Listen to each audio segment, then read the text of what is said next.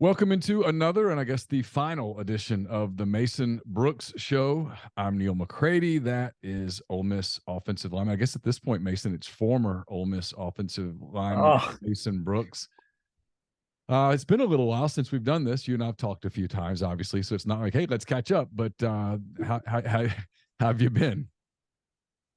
I'm good. No, it has been a minute. I'm glad you're having me for a final kind of closure episode, I guess, if you will. That's exciting stuff. I'm all right. It's good to go home, obviously.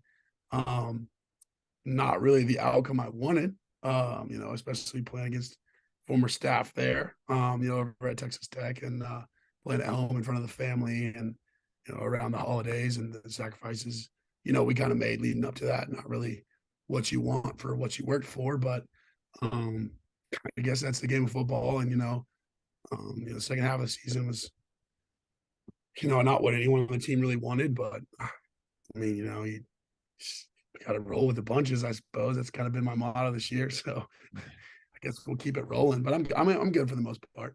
So let's start there. The last time we visited, it was after Alabama. You guys were getting ready to go to Fayetteville. You were going to have a quick turn with Mississippi State.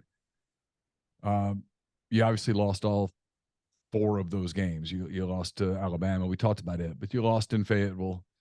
You lost at home in the Egg Bowl, and then of course you lost the other night in the Tax Act Texas Bowl. Don't accuse me of not using the brand. I did it there. The Tax Act Texas Bowl. What happened? You guys lose 5 out of your last 6 games. You were 7-0 at one point, 8-1 at one point. You finish 8-5. What happened in your opinion? Yeah, I think you gotta look at the team and just kind of look around and say, could we have done more? As a unit, did we? I guess I think the biggest thing we kind of lost the little things, and I think we talked about that as a team, this week, and we talked about it as an O line this week, really with the GA Hunter coming in and coaching us, and the new coach, Coach Garrison, who I think is a great hire. That's a great dude. Ole Miss fans can rest easy. The O line's in good hands with Hunter and Garrison. Those are some bang up guys, and I wish Coach Thornton all the best at Auburn, but those guys are going to do a great job. But we really talked about it as an O line. Like have we lost the little things?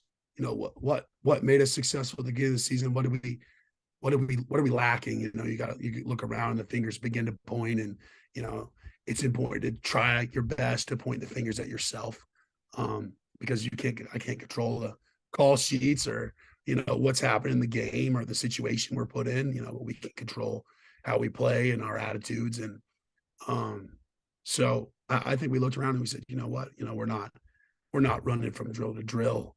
We're not getting set in timely fashion. Our hand placement is not where it needs to be. I mean, these little things that were so important in fall camp that we spent so much time watching and correcting, and we've hit a couple bumps in the road, and have we just abandoned ship? And I think it was a big gut check, for the team. How can we try to fix this? And obviously not the outcome we wanted, there at the end. But I was proud of the O line for trying to work on that stuff, and really the team as a whole for trying their best to work on it. So there's two schools of thought with you guys and some of what happened, especially in the Arkansas game, the Mississippi State game.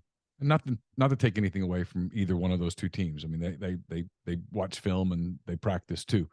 They're trying to win also. That being said, there's people that say, hey, there was so much emotional capital put into that Alabama game, so much at stake, and you guys played pretty well and then didn't finish it.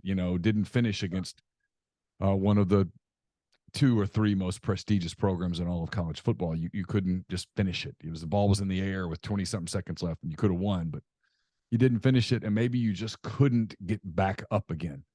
And then there's the other, which is obvious, and I'm not going to dance around it. There was the Lane Kiffin to Auburn rumors that were flying at that time. I mean, it were pretty hot and heavy in that week and a half, 2-week period when you guys played at Arkansas and then at home against Mississippi State. How much, in your opinion, did either of those things or not shape what ultimately happened? The loss to Alabama sucked. Like you said, kind of up in the air. Whereas the loss to LSU was kind of like, all right, like it's a bump in the road. Let's get back on track. We fell apart in the second half in Death Valley. It happens to every good team. Arkansas. I mean, not Arkansas, Alabama.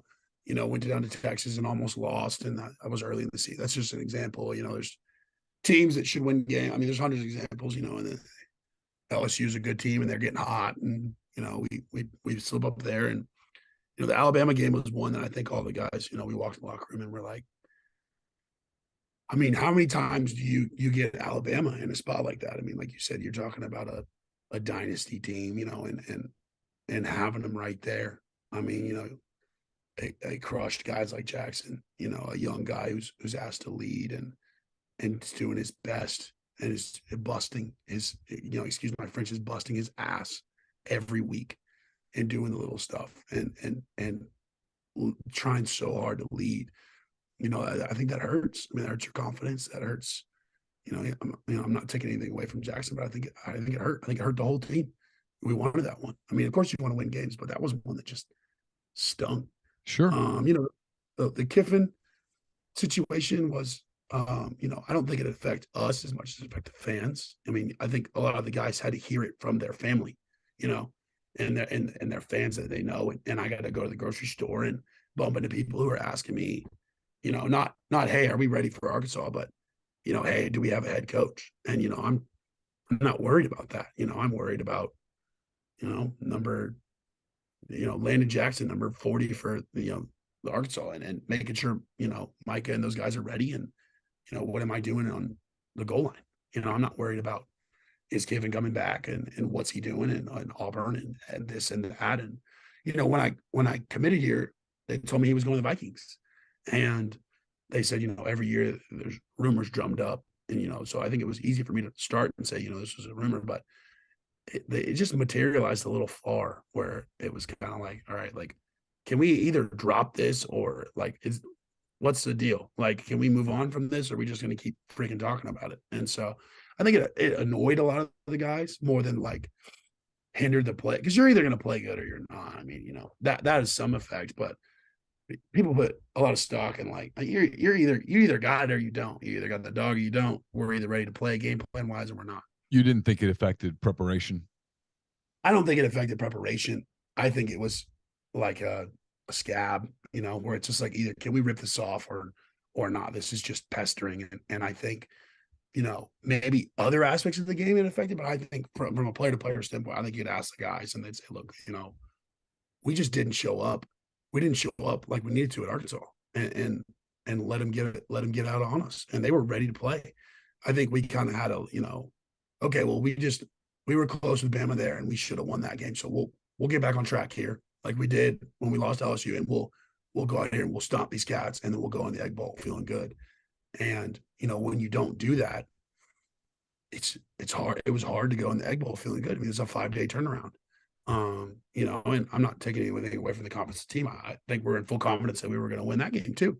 But I mean, it's a 5-day turnaround. I think you got young guys that might mess with their heads a little bit, and so that was just a kind of spiral effect at the end of the year that was upsetting to watch, because we worked so hard, and people don't see all the obviously the wins and losses, but people don't see all the little stuff. It's brutal. It's a ton of time. It's a ton of work. The blood, sweat, tears is literal.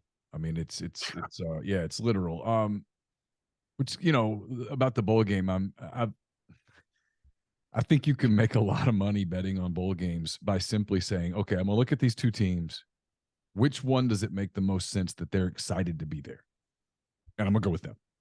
And you do that, I mean, you're not going to win every game, but you're going to win a bunch if you just follow a system. And again, nothing against the Tax Act Texas Bowl. I'm sure that they are fantastic people. So hope that they're, if you're watching. They were great. They put a great bowl on. They were great people. 10 out of 10. When you're 7-0, when you're 8-1, and you're talking about the college football playoff, you're talking about the Fiesta Bowl, the Sugar Bowl, the Orange Bowl, those kinds of games, right? Access bowls. and suddenly you're in the Texas Bowl on a Wednesday night in Houston on December the 28th. It's just human nature that you're not going to be as geeked up as a team like A&M with the first year, not A&M, Tech, with the first year coach. Hey, might be this way with A&M next year. Hey, back in a bowl. Congrats. Texas Tech hadn't been bowling as much. The program had been down. New coach that they're excited about gets them in, gets to have a good year. They finish on a hot streak. You guys finished on a cold streak. They finished on a hot streak. It just made sense. They'd be the most geeked up, and it looked like watching it that they were.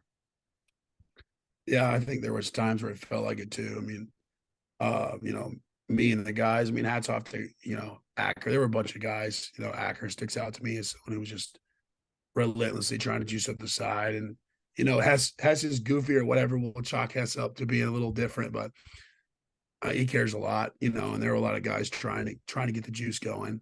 There were just some low points where I was like, it doesn't matter what we say here.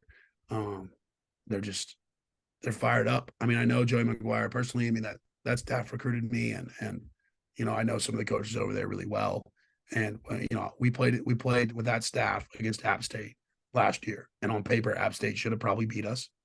And like, we beat the tar out of App State. I feel like you see a lot of close bowls and a lot of blowouts, but there's not a lot of like middle ground. And I think that App State wasn't ready to play, and that's a great program who is run efficiently and gave a ton of people work this year. And I've also been in bowl games where we go out there, and I'm like, dude, before the ball's even kicked, I'm like, dude, we are not ready. We do not want to be here. It is a unique preparation experience because of the amount of time that you have. It's kind of like the first game of the year, I feel like, where it's like, only difference is in the first game of the year, you don't really know who you are, but at the end of the year, you still kind of, at least with us, ended on a cold streak. There was some questions, some question marks, and I think Texas Tech was Joey, is a big culture, rah, let's go. And it's authentic. And he's been, I know, because he's a high school legend in Texas. And those guys were bought in, and they were bought in from the start of the whistle to the end. And I'm not saying we weren't. I'm just saying it was, like you said, it was very apparent that they wanted to be there. And, Yeah, from there the were opening times kick, they looked like a team that was excited to be there and wanted to be there and desperately wanted to win the game. And oh my there was goodness. just a different feel. I'm not trying to throw anybody under the bus or anything. Not either. You It could was, just see a difference. That's all. And it happens. it, It happens across college football. It's not unique to Ole yeah. Miss and bowl games. You see it in bowl games all the time. Yeah, it was a tough deal, especially because you stack players on players. I mean, I could give you a list. I mean, I'm not taking anything away from they beat our ass. So I'm not taking anything away from Tech, but we got Quinshawn. I could go on. From a raw numbers standpoint, we are an SEC team. We're the premier conference. We should, on paper, be dominant. And it was disappointing to not put that out there, especially as much as I love those guys, especially as much as I, wanted to win that game, selfishly, beyond me being an Ole Miss fan and a Rebel, and just me personally wanting to win that game. It was weird being on the other side of the Bailey Zapp, Kittley dial up. It's just so. You knew that offense for sure. Yeah. Those, beyond the game, though, you go to a bowl game, and I saw you guys Christmas night. You and a bunch of your teammates went to what appeared to be a steakhouse or something like that for a dinner, and which I'm sure that table was pretty funny. That the last time you guys will be together as a team, did that hit you a little bit in those days leading up to that? That you're going to be buddies with a bunch of these guys forever. I get it, but it's the last time that you guys are going to get dressed in a locker room and take a field and go play a football game as teammates. That's not going to happen again, ever. All of y'all in one place. Yeah. I think, last season when I ended, I wasn't very emotional because I think I had so much on the horizon. I love WKU and I was so appreciative, but I was, ready. I was talking to coaches and I was ready to take visits, and I wasn't 1 foot out the door, but I was, getting near the doorstep. And so it was that ending was, we went out on a dub. Bailey set the record. And so it was little different. I mean, you're talking about, this year was just, it was emotional. It was a good bowl experience, and that dinner was awesome. And we went there on a whim, and we were wearing sweatpants, and I was wearing a hockey jersey and Crocs, and I was like, dude, they're not gonna let us. I mean, this is like, there's like a Rolls Royce parked out front. Like, dude, we're gonna get in the booth. And they were like, no, as soon as we walked in, and then they kind of figured out who we were, and they figured out, okay, like these guys have per diem. These guys all have per diem. These guys. Here's Jackson Dart, and we'll go ahead and sit them. And that was a good move by them because we we ate. I told the guys. I mean, my grandma always said, you might never come this way again. And I don't know if I'm ever gonna be in a steakhouse like that again. But bone marrow butter, if I'm gonna throw that on there, let's throw that on there. If I gotta, pick up a job washing cars when I go home, so be it. What did you I'm order? just kidding. But, that was a cool deal. What was your order that night? Did you get the bone-in ribeye? Oh yeah. So our waitress, who was a great waitress, but she immediately hit us with the, oh, you guys need some seafood towers, and who were we to not get the seafood towers and look like some chumps in there when we were already looking like some chumps in there? I mean, you're talking about guys, people, families having Christmas dinners like in tuxedos, and I mean, we show up in there in hoodies. It was awesome. But so yeah, we went ahead and got 2 seafood towers with like caviar and stuff that a lot of the guys in there from Mississippi had not eaten before. So that I hadn't eaten before, and I'm from Austin, and so that was aggressive on our bills to start out with. And then me and Jackson said, you know what, let's split some crab cakes. And so we did that, and then we split some potatoes and some asparagus, and you gotta go with the wagyu. She talked me into getting the wagyu, and she talked me into the bone marrow. But I mean, she was wheeling and dealing. I mean, she knew what she was upselling throughout the course of the year. 100%. I mean, it was delicious. It was fantastic. But I mean, it was aggressive on my pockets. So no, and then you got to get bread pudding. I mean, it's their signature dessert. With the dulce de leche, ice cream and the caramel drizzle. You gotta get one of those. So I mean, they messed up Jeremy James's bill, and he was like, Jeremy's very emotionless. He was like, this doesn't seem right. And I was, let me see it. It was like $1,500. And I was like, what did you order, Jeremy? And we were like scrolling through it, and they put some on there for like I don't know, like $1,200 or $1,300 that wasn't on there. And he was like, he told the waitress, he was like, I'll pay for this if I have to, and just be broke. But I swear I didn't order this stuff. And so no, that was fun, and the rodeo was fun, and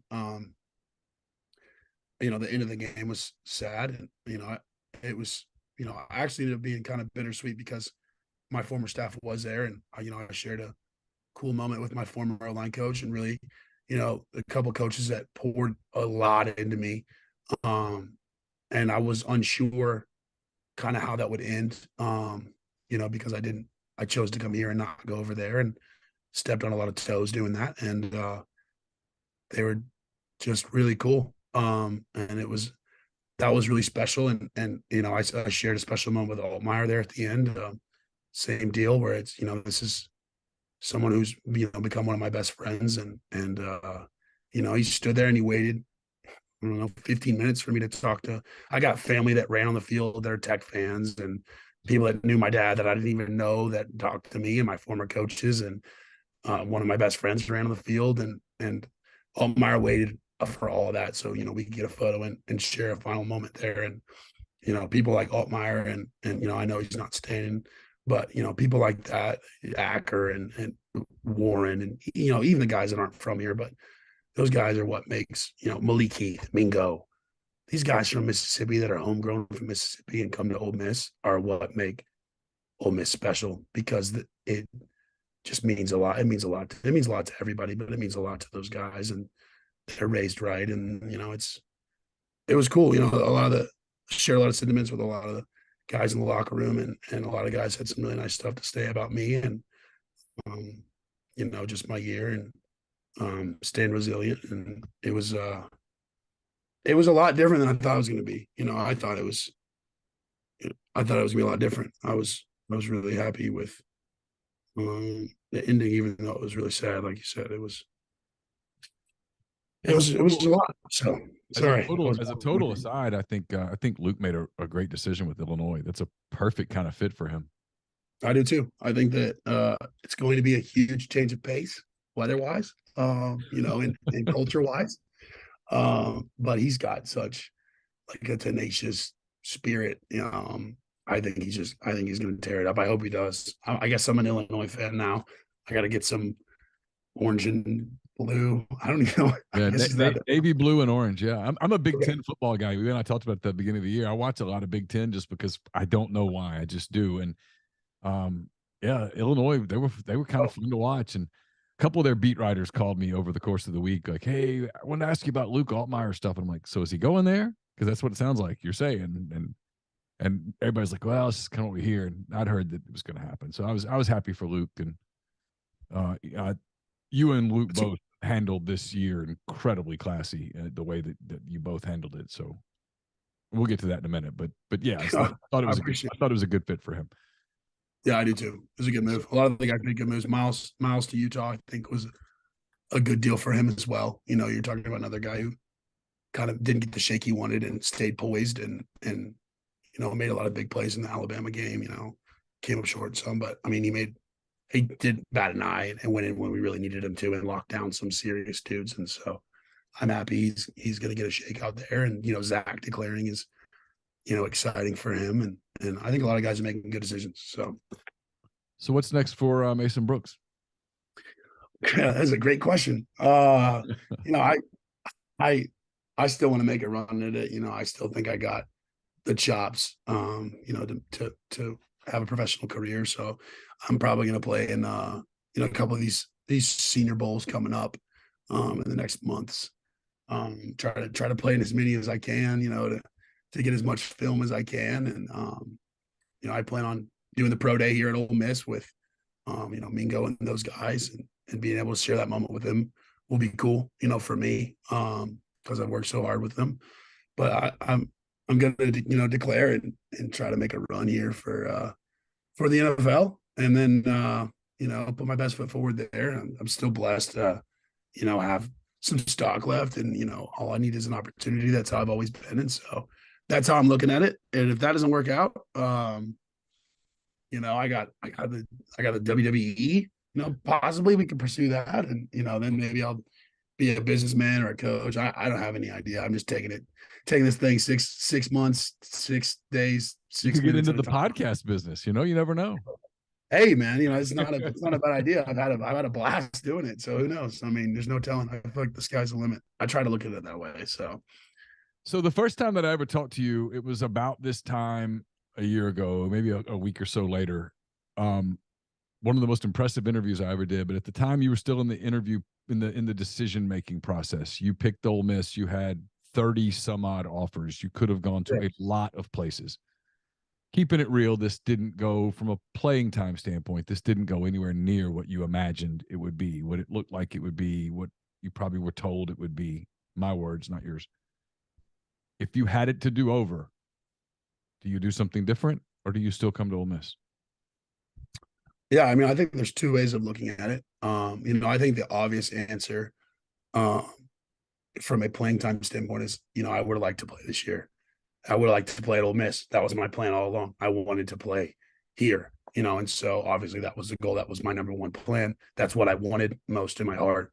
And that's what I thought was going to happen, and obviously it didn't, but leading up right until, basically the middle of fall camp, that looked like it was what was going to happen. Um, that being said, obviously there's other places that I probably would have played at. And I sometimes I look back and I say, I probably would have played here. I probably played there. Hindsight's 2020. Um, but yeah, I think I would have liked to play this season for my senior year. So obviously, somewhere where I could have played probably would have been better on paper. But I think we've talked about this before, and I try to tell this to everyone that I meet. I believe God's got a plan. Alexa's chiming in there. I believe God's got a plan. Even if you're not religious, I believe that looking back, in the past is a waste of energy more than about 5 minutes. Um, and I made a calculated decision, one that I thought was best. Um, and I live with it. And I'm thankful, despite it not going my way, like you said, at all. Really, I'm thankful that it went the way that it did for the most part, because I think that I've developed a ton as a man. More than years of this, and college as a whole has been really hard for me. I think it's hard for some people, and it's not for other people. I look at some of my friends, and I'm like, real world's gonna sting. I mean, it's time to grow up. And I look at some other friends that have been through a bunch of crap, and they're 20 years old, and it sucks, but you got to grow up at some point, and it's good to go through stuff like this. And I wouldn't trade it. I've met you and the Grove Collective, the Liston family, and countless of fans, and families, and players, and business owners in town, and some great coaches. And I mean, I can't count on both my hands how many great people I'll probably be in touch with for the rest of my life. But more importantly, I think it just taught me, um, how to stand for something, how to stand on your morals when things don't go your way, when it's not fair, and it doesn't make sense, and you don't get an answer, and you might not get an answer for weeks, and you have every right and every reason to be mad and pissed off and frustrated. And you say, you know what, I signed up for something. I'm part of a team. I stand for something. How can I help? What can I do? And really mean that. Like, sometimes guys, things don't go their way, and they're very obviously bitter, but they fake it. And I hope, the fan base and nobody thought that. I mean, I was real spill, obviously a very upset all year. And I'm not going to lie about that to anyone. I was upset. It was frustrating, but I gave it everything I had any way that I could. I gave maximum effort in practice. I gave the best look that I could in special teams, in meetings, in mentoring the other guys. I mean, I like to think that I, helped as much as I could. I mean, Mike Pettis is a freak of nature. He is a gigantic human being. I don't know who's seen him in person, but he's massive. A lot going on there, and just to try my hardest to pour in and help him and Jaden and these guys that were forced into playing as a freshman, which I did. How can I help? And how can I help this? And how can I support my roommates that are playing? And how can I, learn from this? I know I'm getting kind of long winded, but yeah, no. To answer your question, would have loved to play. Would have loved to play here. Did it? Don't regret it. Moving forward, I think that it made me tough, internally tough. I think I'm exteriorly tough. It made me tough in a good way, but in my heart, it made me tough, and it taught me how to deal with adversity better than a lot of other things in my life could. Football teaches you adversity, running sprints, and running a 12 play drive, and you're blocking a 320-pound nose tackle. I mean, or benching, or it. But to truly have an opportunity to stand on something, it doesn't happen that often in your life. And I will look back at Ole Miss with any regret, because I chose to maximize and have a good attitude, and I think it's the best move. Sorry. I've used you as an example with my kids multiple times about, um, you know, when you do things the right way and you follow a process, if you are consistent with that as much as you can be. I mean, we're all human, we all make mistakes, but if you do that, most of the time it's going to work out. And it might not work out the way you want it to work out. It might not work out in the time form that you want it to work out, but most of the time it will work out. And the flip side of that's typically true as well. If you do things the wrong way and you don't follow a process and you're not disciplined, it might work out occasionally, but in the long run, it's probably going to backfire on you. It's probably going to fall apart. And those things tend to fall to be true. And I mean, I've told you this several times over the course of the year. I've really admired the way that you've handled this, the way that, I mean, I saw you on the sideline and you're doing the the fire extinguisher thing. And I'm like, not everybody else could do that genuinely the way that he has. When you wanted to play, you came to play, and you it didn't work out precisely the way that you thought it would, and to have that kind of attitude. I thought it spoke volumes about you, and probably about your parents and the way you were raised, and your value system, and your morality system, everything. I thought it just spoke volumes about you. And for everybody, there comes a day where you play the sport that you play. There comes a day where you Father Time beats everybody who ever Yeah. played. Most of us, he gets us in high school because we're just not good enough. Some guys get to go play college, and even the greats, go to the NFL, and Father Time checks them out at some point. So there's so much more to life for football players after football. And if this is any indication, I think you're going to do just fine. I really appreciate that. I think it's one of those things where like you do something for so long, all I've done is football, and I've been a huge kid. I was always big. It was always football, football, football. And I'm not saying it's over. I'm just Father Time, like I think what you said is good there. It's got to end at some point, and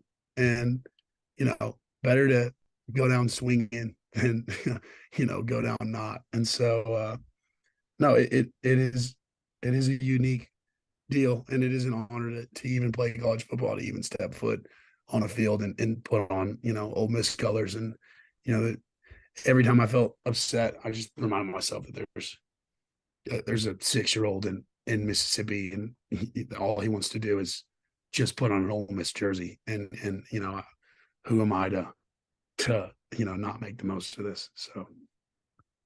Well, my friend, I appreciate you doing this. I have a suspicion that we'll visit with you again at some point on MPW Digital, and who knows where else. But I really enjoyed that you've done it. It was great doing it with you. It was a lot of fun. It was great getting to know you. And for the people that don't know, this is the Mason that you see here. This is the same guy. This is the same guy that came over to my house and talked to my kid and all that stuff. So I appreciate you very much. And thank you for doing the show.